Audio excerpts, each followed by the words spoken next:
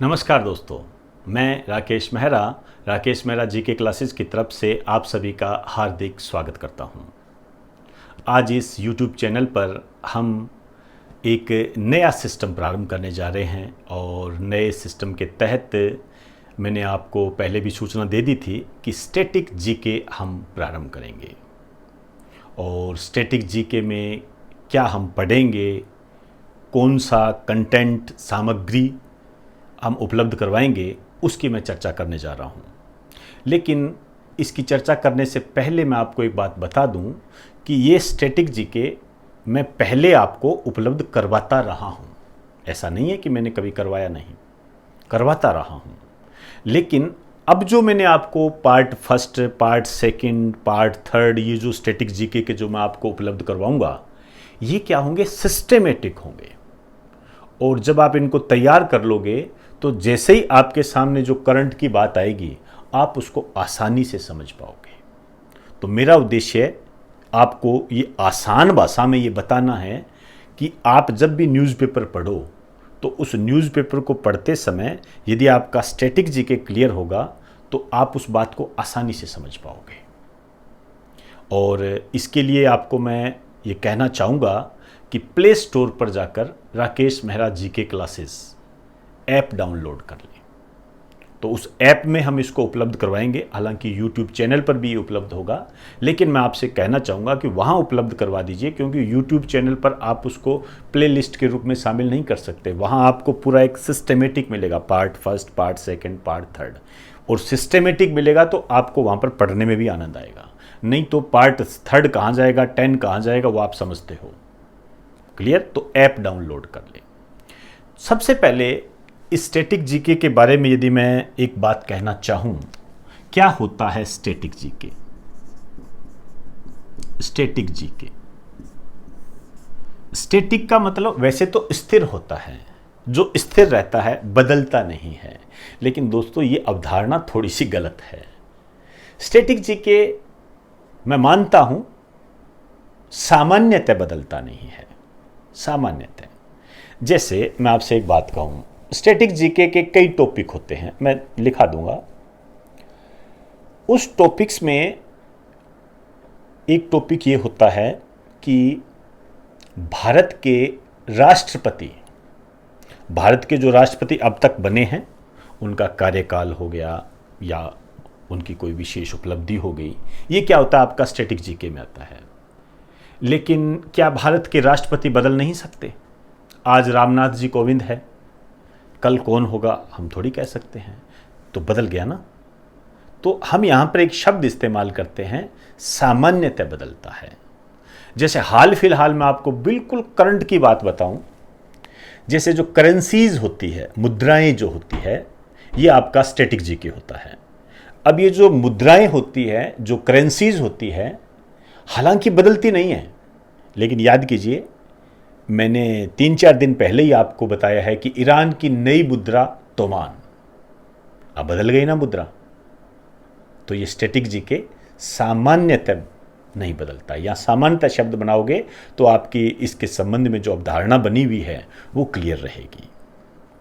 और भी बहुत सारी बातें हैं, जैसे ट्रॉफियाँ होती है, ट्रॉफियाँ कई बार बंद हो जाती है, प्राइजेज होते हैं, पुरस्कार होते हैं, अवार्ड्स होते हैं, ये सारा आपके स्टैटिक जीके में आता है। लेकिन ये बंद हो जाते हैं, बदल जाते हैं, तो वो हमें ध्यान में रखना है। तो इस पोर्शन में जो आपको ये स्टैटिक जीके उपलब्ध करवाया जा रहा है, इसमें हम सिर्फ इतनी बात कह रहे हैं कि आपको ये सिस्टमेटिक उपलब्ध करवाया जाएगा। और सिस्टमेटिक और अपडेटेड, मैं बहुत ही गर्व के साथ कहना चाहूँगा कि हमारे राकेश मेहरा जी के क्लासेस की ये पहला प्रेफरेंस रहता है, पहला एम है, पहला उद्देश्य है। और हमारा जो लोगो है, आप लोगो कह सकते हो, हमारा जो सिंबल है वो इसी रूप में जाना जाता है, सिस्टमेटिक और अपडेटेड जीके। क्योंकि यही एक सिस्टम ऐसा होता है जो किसी स्टूडेंट को उसके लक्ष्य प्राप्ति में बहुत ही महत्वपूर्ण भूमिका निभाता है। क्लियर? तो स्टैटिक जीके के तहत आप एक लाइन लिख दीजिए थोड़ी सी, वह सामान्य ज्ञान, मतलब जनरल नॉलेज, आप इसको जीके भी कह सकते हो, जनरल अवेयरनेस भी बोलते हैं इसको।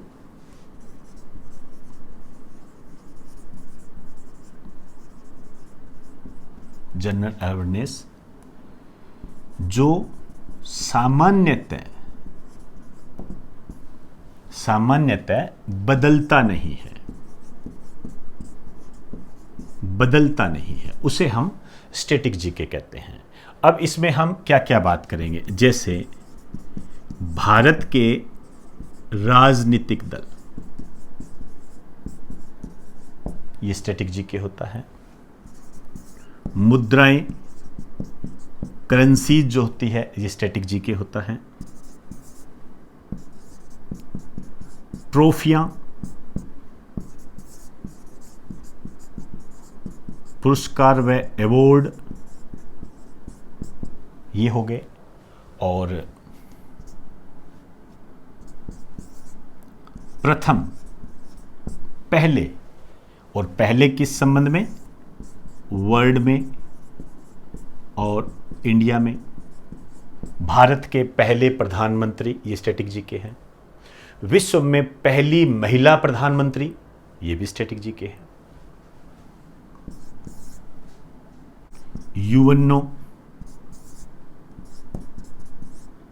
यूएनओ से संबंधित संस्थाएं,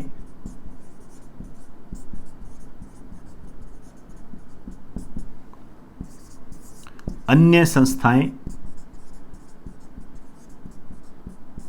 या संगठन, जैसे हम कई बार नाम सुनते हैं ना, ब्रिक्स, आसियान, बिम्स्टेक, शार्क, ये सारे क्या है, संस्थाएं और संगठन है। इन सबको पड़ता है। और इसके अलावा आप यदि कहें तो एक शब्द आप डाल सकते हो, विविध, मिसलेनियस। इसमें अन्य बातें आ जाती है जो हम साथ साथ करते जाएंगे, लेकिन ये बेसिक पॉइंट होते हैं। मुद्राएं हो गई, ट्रॉफियां हो गई, राजनीतिक दल हो गए, ये सारी बातें इसके अंदर आती है। इसका बहुत विस्तार होता है, कोई भी जीके में से हम स्टैटिक जीके निकाल सकते हैं, लेकिन यहाँ पर हम सिस्टेमेटिक बात करेंगे, बिल्कुल सिस्टेमेटिक, और आपके एग्जाम पर फोकस्ड होगा। तो एक बार आप इसे राइट डाउन कर लीजिए।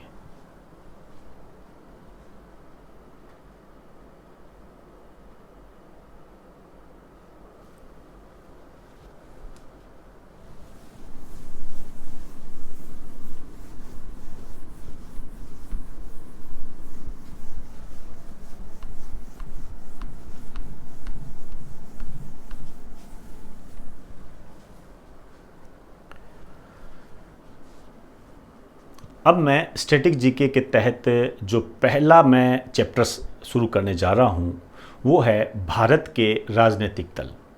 इसके तहत हम सबसे जो महत्वपूर्ण बात लेकर चलेंगे वो लेकर चलेंगे भारत के राष्ट्रीय दल, जो नेशनल पार्टी है उनकी बात करूंगा, क्योंकि आप जानते हो भारत में बहुदलीय व्यवस्था है, अनेक प्रांतीय पार्टियां भी पाई जाती है। तो उन प्रांतीय पार्टियों पर क्वेश्चन नहीं बनते हैं, राष्ट्रीय दल पर क्वेश्चन बनते हैं, और उन्हीं की मैं आपके सामने चर्चा करना चाहूँगा। तो मैं स्टार्ट करता हूँ। हेडिंग डाल दीजिए, भारत के राष्ट्रीय दल। भारत में राजनीतिक दल।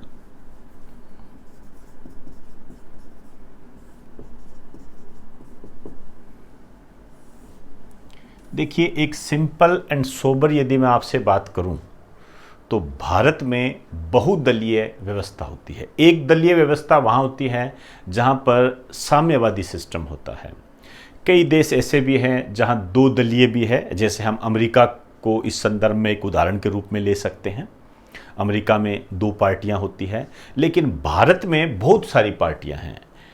राष्ट्रीय दल है जिसको आप राष्ट्रीय पार्टी भी कह सकते हो, इसके अलावा प्रांतीय पार्टियाँ भी होती हैं। तो एक लाइन लिख दीजिए यहां पर, भारत में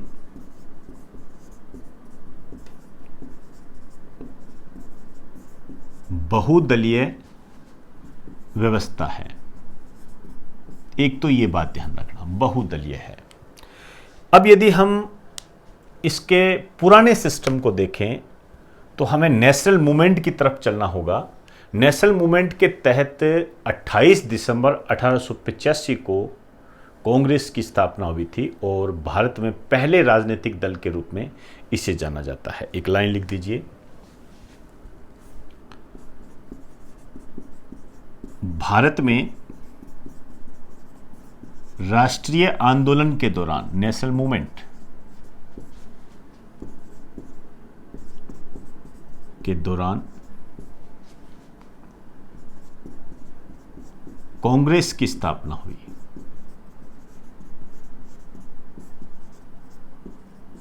कांग्रेस की स्थापना हुई और ये जो कांग्रेस की स्थापना हुई थी, ये हुई थी 28 दिसंबर 1885 को हुई थी और ये स्थापना की थी एओ हयूम के द्वारा। इन्होंने इसकी स्थापना की थी और इसको ही पहले राजनीतिक दल के रूप में जाना जाता है। तो आप एक नीचे एक लाइन लिख दे सकते हो, भारत का पहला राजनीतिक दल, ऑफिशियल रूप से यही था, ध्यान रखना। ऐसे तो बहुत सारे दल गठित हुए पहले, लेकिन ऑफिशियली ये था पहला राजनीतिक दल, पॉलिटिकल पार्टी के रूप में ये स्थापित हुआ था। जैसे जैसे हम आगे बढ़ते गए वैसे वैसे आज़ादी के बाद भी इसका प्रभाव रहा। एक लाइन लिख दीजिए,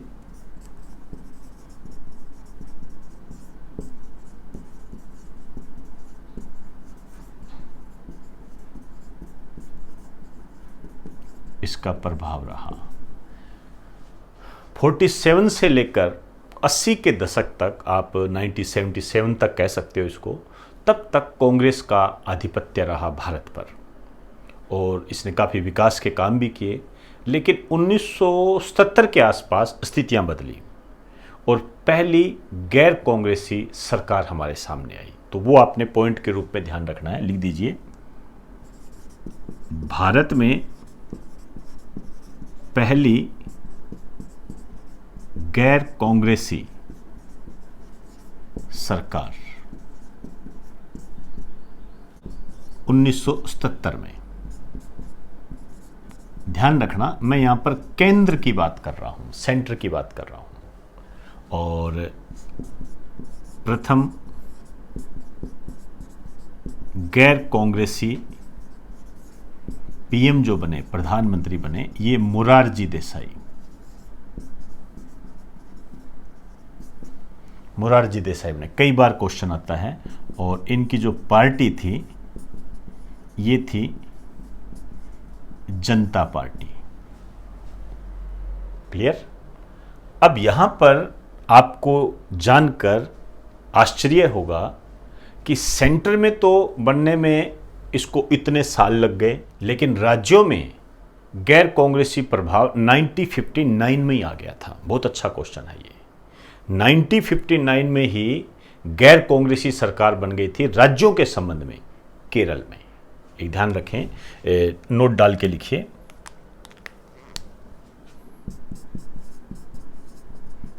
राज्यों के संबंध में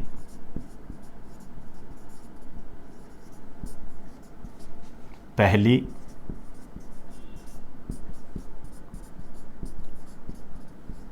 गैर कांग्रेसी सरकार ये 1959 में ही बन गई थी। ध्यान रखें, केरल में बनी थी। दोनों ही अच्छे क्वेश्चन है और वर्तमान में जिस तरीके से एग्जाम का जो पैटर्न बदल रहा है उस दृष्टि से ज़्यादा इंपॉर्टेंट क्वेश्चन मैं इसको मानता हूं और ये तो आया ही हुआ है, इसमें तो कोई किंतु परंतु ही नहीं है। तो ये दल चलते रहे, धीरे धीरे बहुत सारे दल हमारे सामने आए, प्रांतीय पार्टियां आई, उनकी गणना करने की आपको कोई आवश्यकता नहीं है। यहां पर मैं इसको जो वर्तमान स्थिति है उससे जोड़ना चाहूंगा और वर्तमान स्थिति में मैं आपको यह बताना चाहूंगा कि भारत में राष्ट्रीय दल कितने हैं, टोटल राष्ट्रीय दल कितने हैं आज की डेट तक, उनके नाम आपको पता होना चाहिए। क्लियर? तो एक बार आप इसे राइट डाउन कर लीजिए, उसके बाद हम भारत के राष्ट्रीय दल पर चर्चा करेंगे।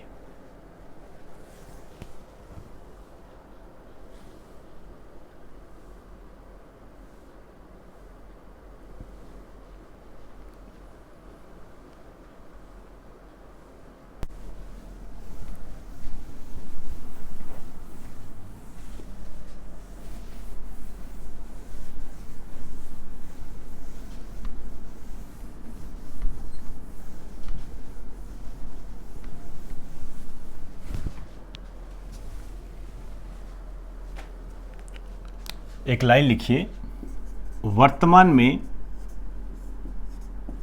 कुल राष्ट्रीय दल, आपने सिर्फ इनकी ही बात करनी है, यही आपके एग्जाम की दृष्टि से इंपॉर्टेंट है। आज की डेट में है 8,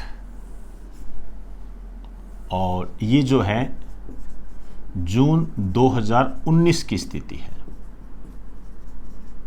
तब की बात है, ये जून 2019 की स्थिति है।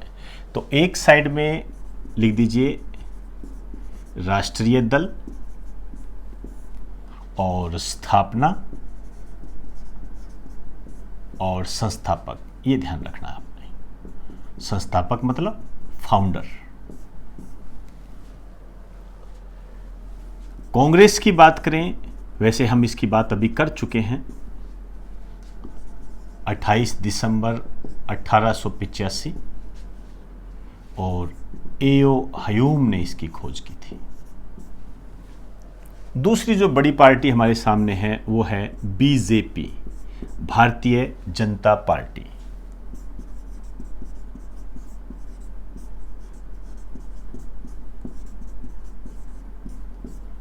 इसकी जो स्थापना हुई थी 1980 में अटल बिहारी वाजपेयी के द्वारा। हालांकि इसके कई रूप पहले सामने रहे, लेकिन पर्टिकुलरली जो बीजेपी के जो संस्थापक हैं वो अटल बिहारी वाजपेयी है। सहयोगी के तौर पर लाल कृष्ण आडवाणी भी रहे हैं, तो सहयोगी के तौर पर लाल कृष्ण आडवाणी भी रहे हैं। अब देखिए तीसरी जो है CPI, communist party of India, 1920 में यह स्थापित हुई थी। एमएन राव, मानवेंद्र नाथ राव। सीपीआई एम, एम का मतलब है यहां पर मार्क्सवादी। इसकी जो स्थापना हुई 1964 में EMS डांगे के द्वारा। पांचवी party BSP, Bahujan Samaj party. ये 14 अप्रैल 1984 को स्थापित की गई, और ये काशीराम जी के द्वारा स्थापित की गई। वर्तमान में इसके सुप्रीमो आप देखते हो मायावती है। एनसीपी, राष्ट्रवादी कांग्रेस पार्टी। इसकी जो स्थापना हुई थी 1999 में तारिक अनवर के द्वारा। टीएमसी, तृणमूल कांग्रेस, 1998 में इसकी स्थापना हुई थी, और आप जानते हो ममता बनर्जी के द्वारा, वेल नोन है आपके लिए नाम।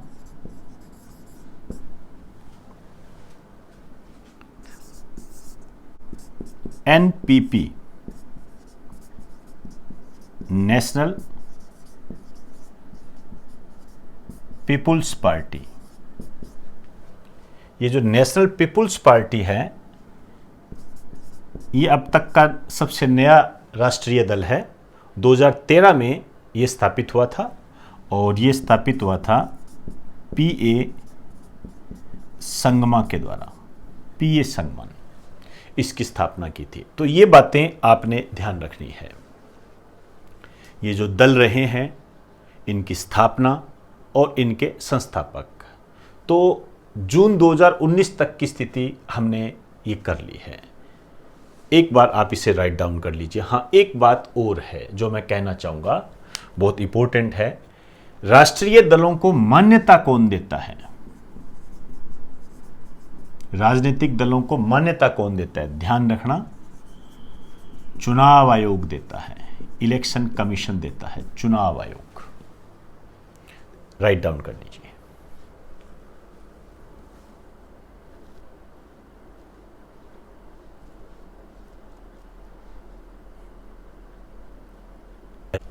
एक बात और बताना चाहूंगा आपको, वर्तमान में जो चुनाव आप देखते हो वो विभिन्न दलों को मिलाकर आयोजित किए जाते हैं, और कोई भी पार्टी, चाहे वो कांग्रेस है चाहे बीजेपी है, वो यदि चुनाव लड़ती है तो अन्य दलों को साथ में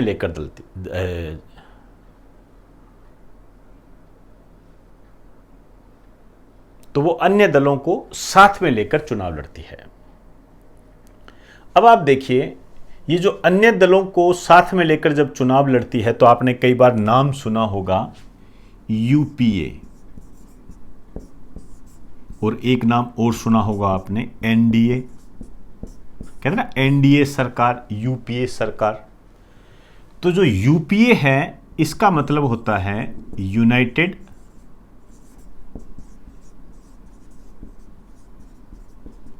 प्रोग्रेसिव अलायंस। अलायंस का मतलब गठबंधन होता है, संयुक्त प्रगतिशील गठबंधन। हालांकि हिंदी पे जाने की आवश्यकता नहीं है। ये क्या है? ये है कांग्रेस व सहयोगी दल। मतलब जब कांग्रेस चुनाव लड़ती है तो बहुत सारे सहयोगी दलों को साथ में लेकर चुनाव लड़ती है, तो इसे कहा जाता है यूपीए। और एनडीए जो होती है इसका पूरा नाम है नेशनल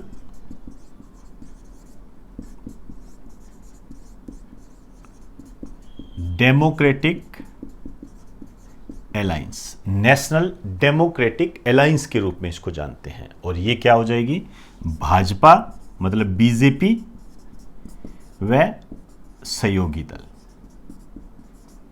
तो ये दो जो नाम आप सुनते हो उसका अर्थ ये होता है, कांग्रेस जब सहयोगी दलों के साथ चुनाव लड़ती है तो उस पूरे सिस्टम को हम क्या कहते हैं? यूपीए।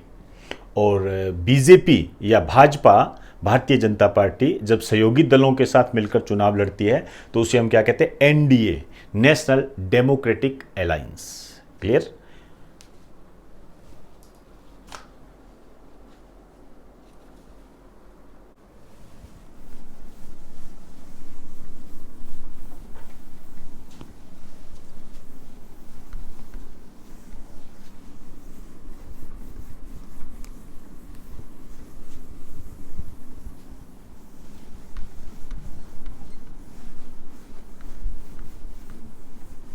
अब मैं दो बातें इसकी बेसिक करना चाहूँगा। बहुत सारी बातें होती है, लेकिन मैं सिर्फ जो आपसे बात कर रहा हूँ वो आपके एग्जाम के पॉइंट ऑफ व्यू से चर्चा कर रहा हूँ। तो ये जो राष्ट्रीय दल हैं इनकी दो बातें करूँगा। एक तो राष्ट्रीय दलों के लिए आवश्यक क्या है, अर्जेंट क्या चीज़ होती है, नेसेसरी क्या है, एक तो ये बात करूँगा। क्या ज़रूरी होता है कि तभी वो राष्ट्रीय दल है। दूसरा, इनके अधिकार क्या होते हैं जो कि इनको सबसे अलग करते हैं, राइट्स क्या है। तो यदि हम बात करें कि आवश्यक क्या है, ये बहुत महत्वपूर्ण बातें हैं। लिखिए,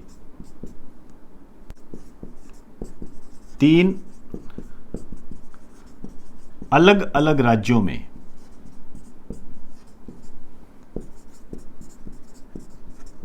में लोकसभा की कुल सीटों में से कम 2% सीट प्राप्त करनी आवश्यक है। कम से कम 2% सीट प्राप्त करनी आवश्यक है। कम से कम 2% सीट प्राप्त करनी आवश्यक है, तभी वो राष्ट्रीय दल है। आप ये भी कह सकते हो कि राष्ट्रीय दल को दर्जा कब मिलेगा? जब वो 3 अलग अलग राज्यों में लोकसभा की कुल सीटों में से कम 2% सीट प्राप्त कर लेता है, तो उसे राष्ट्रीय दल का दर्जा देने पर विचार किया जा सकता है। और विचार कौन करेगा? चुनाव आयोग। ये जरूरी होता है इसके लिए। अब इसके अधिकार क्या है? पहला लिखिए, एक तो पार्टी का सिंबल मिलता है, प्रतीक मिलता है, पार्टी का सिंबल मिलता है, ध्यान रखना। मतलब इस पार्टी का ये सिंबल है। दूसरा,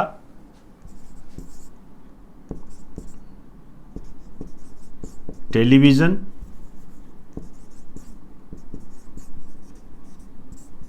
व रेडियो पर, मैं यहां पर सरकारी टेलीविज़न की बात कर रहा हूं, आकाशवाणी कह सकते हो, और टेलीविज़न आपका दूरदर्शन,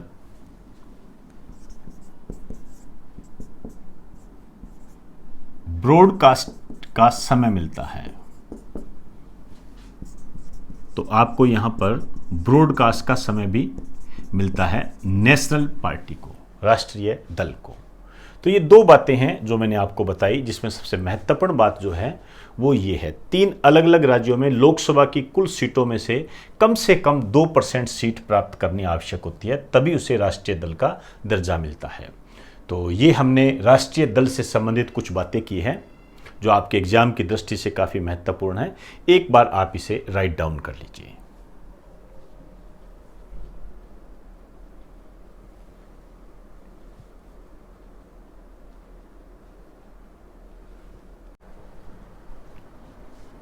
तो दोस्तों, आज हमने स्टैटिक जीके के पहले पार्ट में भारत के राजनीतिक दल को आधार बनाकर ये चैप्टर तैयार किया है, और इसके तहत हमने जो सबसे महत्वपूर्ण बात की है वो है भारत के राष्ट्रीय दल। राष्ट्रीय दलों को जो मान्यता देता है भारत का चुनाव आयोग देता है, और ये सामान्यतः बदलते नहीं है। और जैसा कि मैंने आपको पहले ही कहा कि ऐसा कोई जीके नहीं है जो ना बदले, सामान्यतः बदलने की स्थिति रहती है।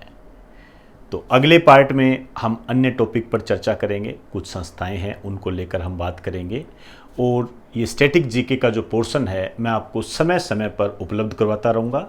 इसके लिए आप राकेश मेहरा जीके क्लासेज की जो ऐप है वो प्ले स्टोर से डाउनलोड कर ले। वहाँ पर आपको इससे संबंधित जो भी होगा, जो भी वीडियो होगा, वो वहाँ पर आपको एक सिस्टमेटिक तरीके से उपलब्ध करवा दिया जाएगा, और उसके अलग से आप अपने नोट्स तैयार रखें।